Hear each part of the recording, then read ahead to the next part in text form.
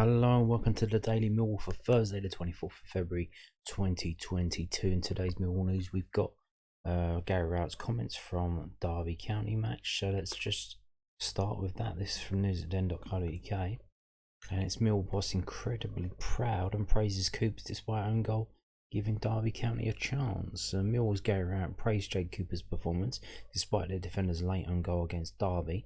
And the Lions boss said he was incredibly proud of his side in their 2-1 win at Pride Park. Jed Wallace and Tyler Burry scored in the first half before Cooper sliced across past Bartosz Białkowski with 2 minutes left.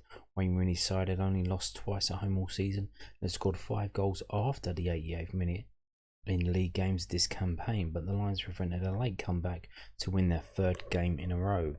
"We started the game really well. That was our intention," Rat told Millwall's recast. "I thought the front three caused them lots of problems on the turnover early on. We pressed really well. First half we were fairly comfortable, got our 2 goals and could have had a couple more. Mason has a really good chance. Tyler probably has a better chance than the one he scores. They had 1 or 2 moments. They had a lot of the ball. They're a good side in possession. They'd only lost 2 games here all season. If I'm being honest, second half we showed a different side to our game. We showed we're prepared to suffer as a team. We're prepared to work hard for each other. We make a mistake at the end, but what I would say is Coops defended the box fantastically well all game. It was probably the one moment we looked least in danger we concede. I thought we looked really comfortable at that point. It just made it a nervy last 5 or 6 minutes. Derby have scored so many late goals as well. The fans in the stadium get a little bit excited and it looks like maybe they nicked something. But I thought overall it was a performance that showed different sides to our game. It also showed at the end, having to put the likes of Zach on, that we haven't got those options to be able to turn the game in an aggressive way.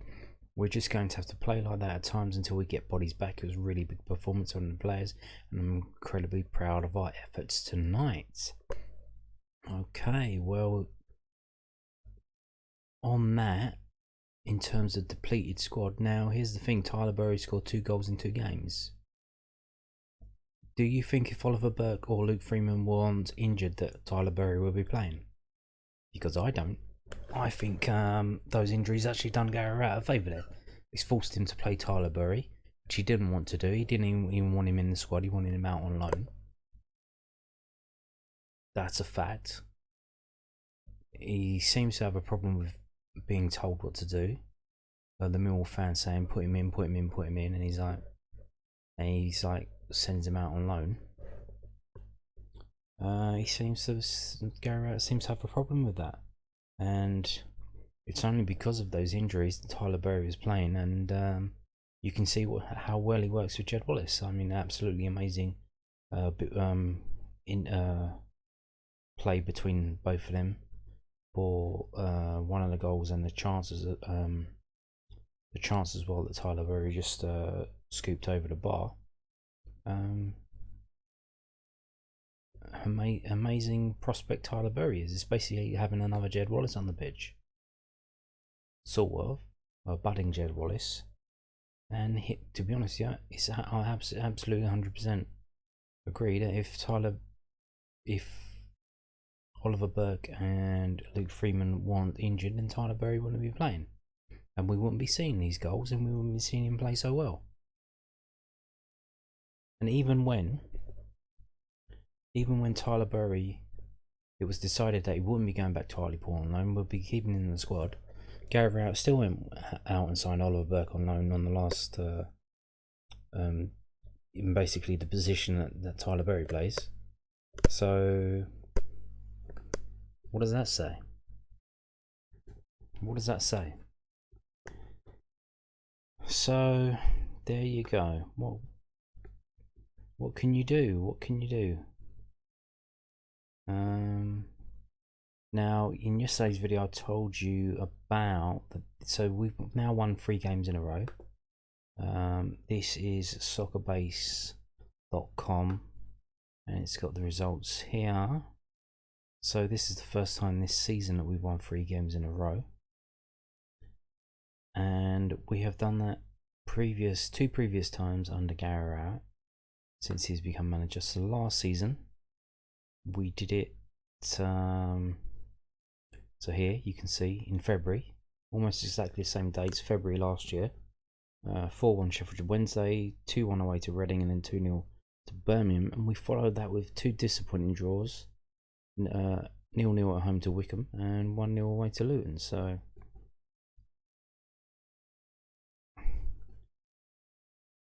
going down as well, you can see another 3 wins in a row. 2 home games and an away game, another 2-1. 2 1-0 wins against Middlesbrough, Rotherham, then a 2-1 win against Stoke, so that was last season. And the season before, so Gary Rowetts taking over in October, and there was one here, but that includes a cup game against lower opposition Newport County. So can you count that? Can you really count that? I don't think you can, but we won 3 in a row there if you count that, and that is as good as it's been under Gary Rowetts. He hasn't got past the 3 wins in a row situation. So going into Sheffield United, do you think he can make history by winning 4 games in a row for Millwall Football Club, or will that not be happening? Who knows? So we're going to move on now to this. This is league-wide news from the EFL.com, and ITV have picked up the rights to broadcast EFL highlights from next season. So what is happening? So let's have a read of this. ITV will show highlights of the Sky Bet Championship, League 1, League 2, Carabao Cup and the Papa John's Trophy from the 22-23 season after the broadcaster entered in a 2-season partnership with the EFL. A comprehensive roundup of all the day's action from across the EFL will be screened in a prime time slot on Saturday at 9 PM on ITV4, with a repeat being shown on ITV1 later on in the evening. The reason why they haven't got time on that was because it'll probably move around a bit. I would imagine it would probably be around 10:30 to 11 at night. And then it said, and for those who want to catch up on all the highlights on Sunday mornings, viewers will be able to watch a game on ITV. Highlights of midweek fixtures where a full round has taken place will also be broadcast on ITV and ITV Hub, covering Sky Bet EFL matches. So the interesting thing this is where a full round has taken place. So you can imagine, like, in a situation coming up where we are playing Blackburn Rovers and other teams aren't playing, that would mean you can't tune into ITV and watch the highlights of that game. Not that anyone does. I don't personally watch the Quest show at the moment. I don't know if you do. I watch iFollow because I subscribe to iFollow. I watch the highlights on there. I watch highlights on YouTube. I sometimes watch on SkySports.com on their match reports. They have the highlights at the top. I don't watch it on TV anymore. I don't really watch that much TV anymore, which is quite weird saying that, as when I was a kid, that was basically I watched a lot of TV, but TV is basically dead to me now. Why would you wait to watch something on TV when you can just click a button and see what you want to see? Why would you wait? So each show will feature every goal from every EFL fixture plus detailed analysis from a panel of expert pundits. And that's another thing that's killed it for me. The analysts from a panel of expert pundits who seem to be getting more weirder and stupider as the days go by. They are anything but expert, and they basically seem to be picked to check some boxes, which is all fine and good, but when you're trying to learn something and you're trying to get information across, I'm not interested in box tickers telling me things that they don't really know what they're talking about. I really would prefer some dusty old geezers who've been there, done it, and lived 60-70 years telling me what's happening in front of me.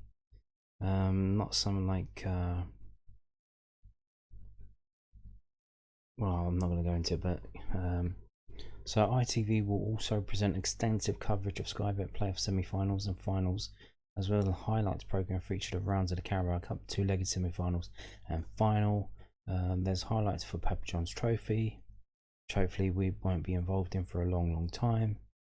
And each highlights program will be available in full on a catch-up basis on High TV Hub, during a period of 30 days following its transmission. ITV Hub was basically their version of BBC iPlayer, so it's the ITV iPlayer basically. So there you go. Is this more money or less money? They don't mention any of that. What does this mean for Millwall? Will we be getting more money? I don't know.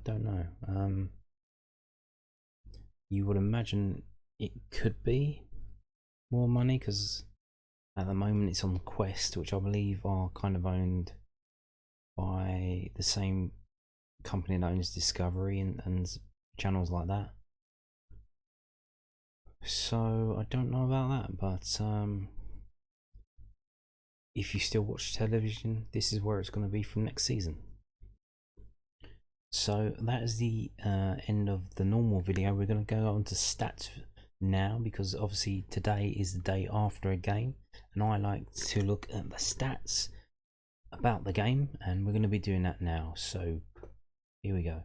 So this is experimental 361. It's the XG over the length of the time of the match, and as you can see, we did something we very rarely do. We scored with our first shot on goal, which is fantastic. These lines are a bit hard to see. One is blue and one is black. Millwall are blue and Derby County are black, and you can see it's pretty similar, to be honest with you, pretty much end to end. We arguably had the longest periods without taking a shot on goal. The start of the second half, it took us a long time to have a shot on goal, until about probably was that 70th minute. So from 46 minutes to 70th minute, we didn't have a shot on goal. And similarly in the first half, after we scored, we didn't have another shot until around about the 25th minute, which is kind of weird, but you can see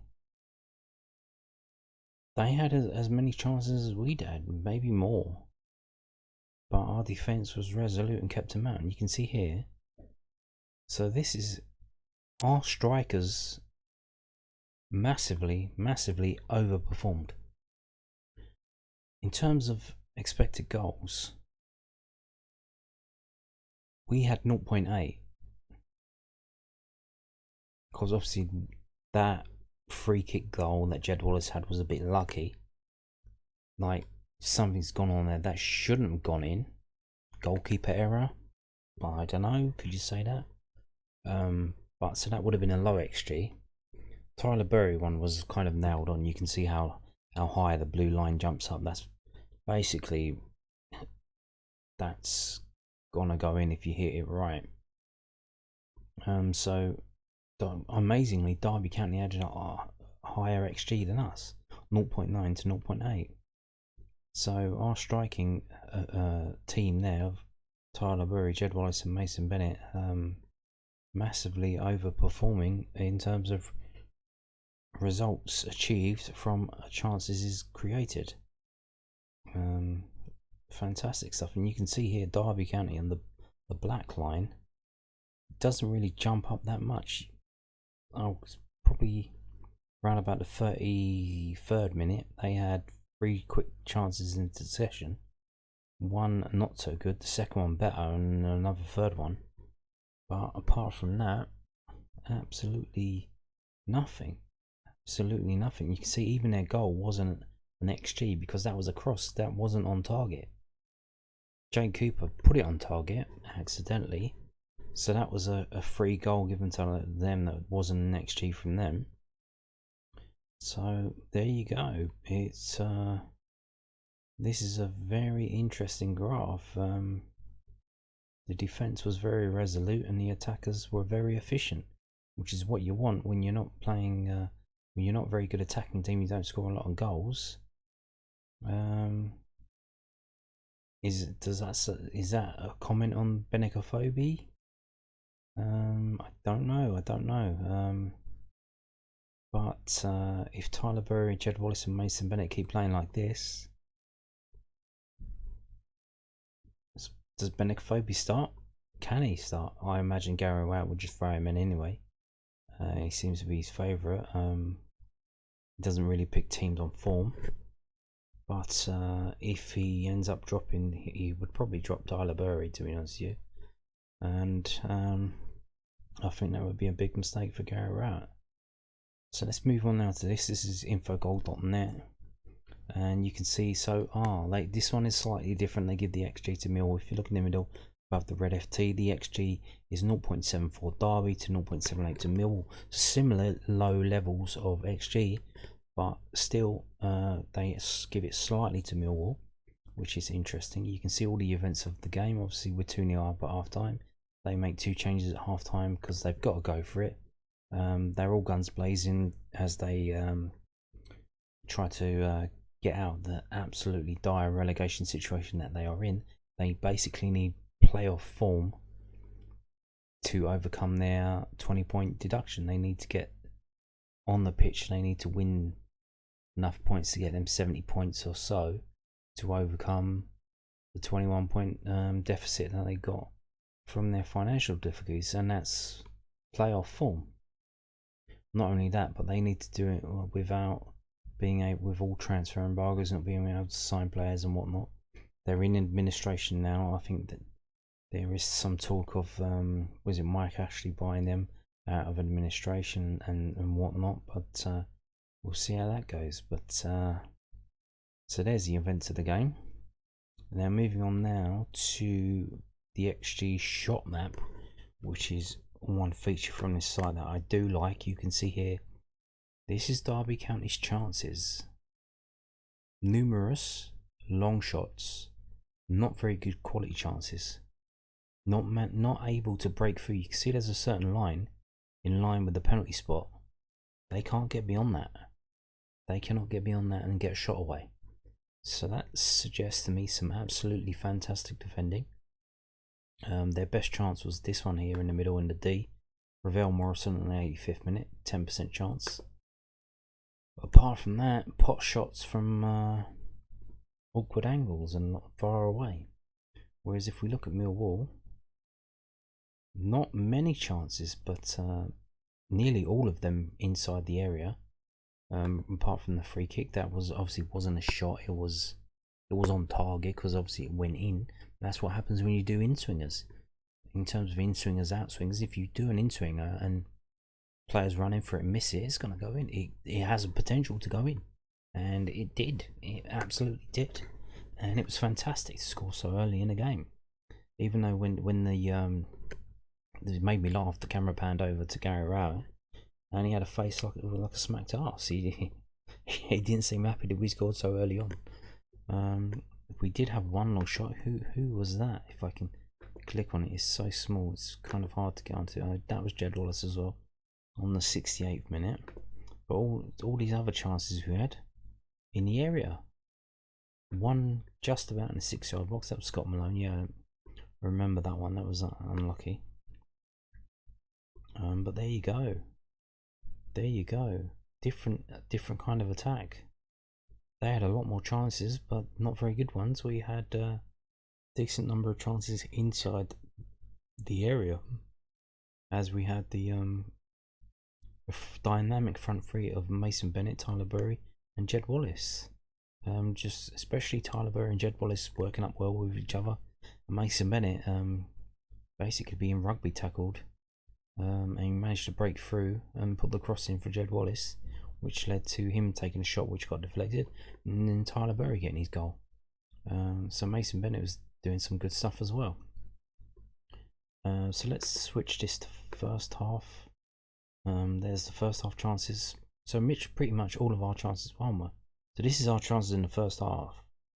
So you've probably already figured out when I switch it to second half, it's going to be absolutely dire for our chances going forward. Oh my god, yeah. So pretty much 2-0 up, it's all backs to the wall, defend. So we had 2 shots on target in the whole of the second half, as we maintained. But you can see here, Derby only had 1 shot inside of our area in the second half. So we managed to keep them out, apart from Jay Cooper accidentally slicing a cross that wasn't on target into the goal. Yeah, fantastic stuff from Millwall. Fantastic. So let's move on to whoscored.com to get some of the player ratings now. You can see on the right hand side, obviously, top performers, all 5 players, Millwall players, fantastic. Match summary there, I'm not going to read all of that, but so Derby didn't have any weaknesses apparently, but we had a few. We had a few strengths as well. Here you go. Here's the good stuff. Temps 15 to 8. Open play 12 to 6. Set pieces 2 to 1. Counter attack 0 for them, 1 for us. And they had 1 own goal, which was our own goal gifted to them. And it was 0. So 15 shots for them, 1 goal. That was a 6% conversion rate. For us, 8 shots, 2 goals. That's 25%. Now that is, I haven't seen a percentage that high since I think we played in the cup. Probably the Newport County game in the cup. Probably was the last time it's been that high. Or one of the other cup games. That is amazing for us. That efficiency going forward is amazing for us. It's never that high. Let's look at pass types. 578 to 302. 38 crosses for them, 7 for us. That's yeah, okay. So 1 through ball to 0, long balls 50 to 63, short passes 489 to 232. Okay, so we're going down the wings mostly. They were mostly going down the right side. Shot directions, shot zones, 75% in the 18-yard boxes we've seen for Millwall. Fantastic action zones. Interesting. Okay. Yeah, because we were playing on the counter, so not a lot of it would have been in their third. And player positions. There you can see the front three. Basically playing 5-2-3. And you can see the 2 fullbacks pinned back. What's going on with Derby's right hand side? Can't even see the 3 players there all bunched up. So obviously something's going on there, which probably why Jake Cooper played so well. He had to, teaming up with Malone there. For them, they're throwing everything down their right hand side, our left hand side. Jake Cooper pulling out the stops and playing so well. Fantastic stuff there. And you can see here, so the outside centre backs pairing up with the wing backs quite well, bunching up together, stopping the stuff from coming down the wings. Fantastic stuff. Brilliant, absolutely brilliant. So let's look on some of the game stats and player stats. So it's a crowd of 23,943. If you look at the club badges at the top, you can see 6.30 average player rating for Derby County and 6.88 for Millwall. A lot better for Millwall. That's clear advantage Millwall there. So let's just scroll down a bit. You can see, so Jed Wallace getting the man of the match, indeed, and not far behind him, Tyler Burry, Sean Hutchison. Jake Cooper kind of had his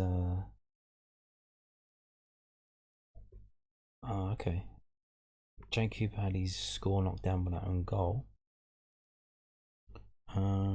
George Saville playing quite well, 7.3.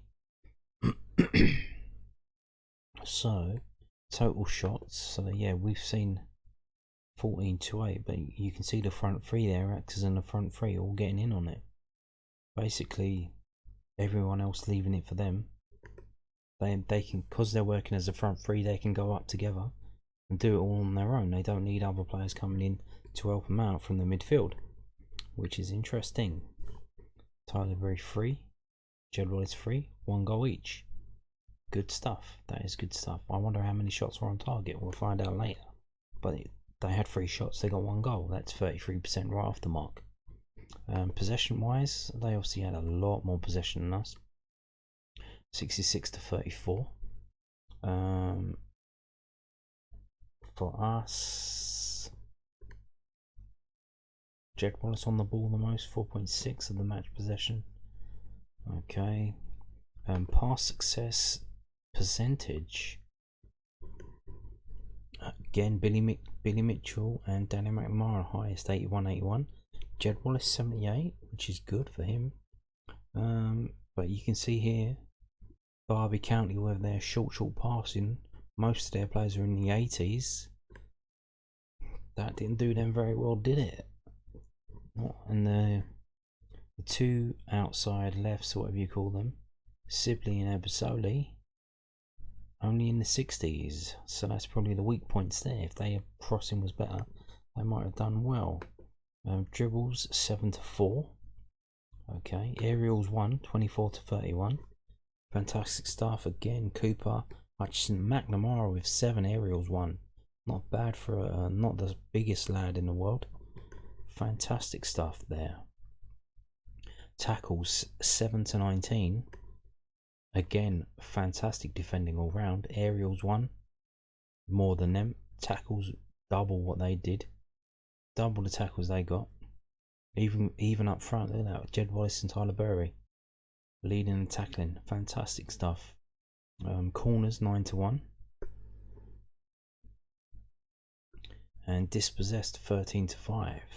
So having the ball taken off of you. 5 for that Plangy. What's his name? Luke Plange. What a name. The French. Plange. Ooh la la. Moving on now to the player ratings in more detail and in a list form. So ratings, we've got 6 players with 7 or more. We've got Jed Wallace 7.7, Tyler Berry 7.49, just edging out Sean Hutchinson on 7.47. Fantastic stuff. So you can see here. So who had the most touches? Sean Hutchinson, Jed Wallace, Billy Mitchell, Scott Malone. Not bad, not bad. Let's go to shots and shots on target. So Jed Wallace 3 shots. So we had 4 players having shots, like we see. That front 3 basically can go off on their own, work together, get the shots away. Which kind of helped with the defending because the fullbacks could kind of sit back and they didn't have to bomb forward to support that much, which is good to see. But you can see here, so we've got 4 players with shots and 3 players with shots on target. Scott Malone's was off. And Jed Wallace 2 shots on target, 1 goal. Tyler Berry 1 shot on target, 1 goal. And he wouldn't be playing if Gary Rowetts signings were fit. That's a fact. That's a fact. Would we have lost that game if Tyler Berry wasn't playing and if Ollie Burke was playing? If Luke Freeman was playing? Who knows? Who knows? Who knows?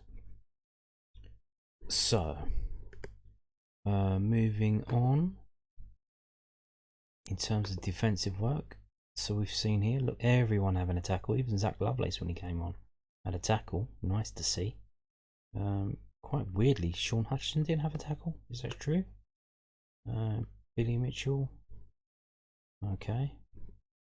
Weird. Probably because the tackling was done higher up the pitch. George Saville, Scott Malone, Jed Wallace, 3 tackles each. Interceptions though, Murray Wallace 4, Sean Hutchinson 4. Okay, clearances. Sean Hutchinson, Danny McNamara, Jake Cooper.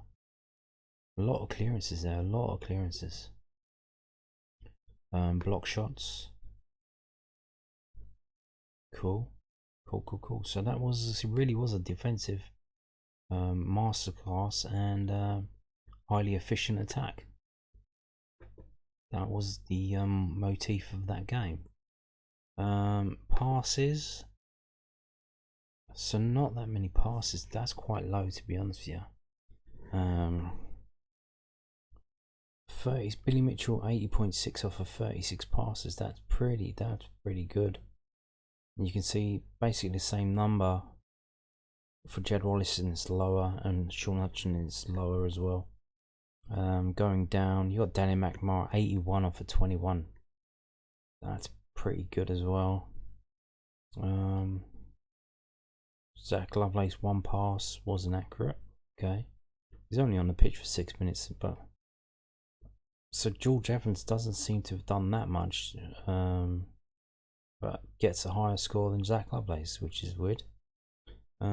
Crosses and accurate crosses. So crosses, his corners are not. None of them are accurate. It seems, yeah. Shame, but it wasn't really a bombing down the wings kind of game. It was through balls through the middle. Long balls, inaccurate long balls. So yeah, not the best. With Bart Biakowski, not really having anyone up to aim to. 20 long balls, 2 accurate. Jay Cooper 12 and 4. Ryan Wallace 8 and 3. 7 and 3 for Sean Hudson. 3 and 2 for Saville. Interesting. Okay, let's go back to this. I want to see how many touches did George Evans have. Did he have any touches? So he had 3 touches, and Zach Lovelace had 3 touches. But we've already seen Zach Lovelace try to play a pass, didn't get it on the target, but he did 1 tackle. So George Evans didn't do a pass. Did George Evans do any tackling? He did 1 tackle as well. But for some reason, so probably that missed that pass that wasn't accurate, bumped down Zach Lovelace's score, and got George Evans above him. Just weird how they calculate the scores. I don't know. There probably is an algorithm or something about it. But anyway, so there you go. That is it.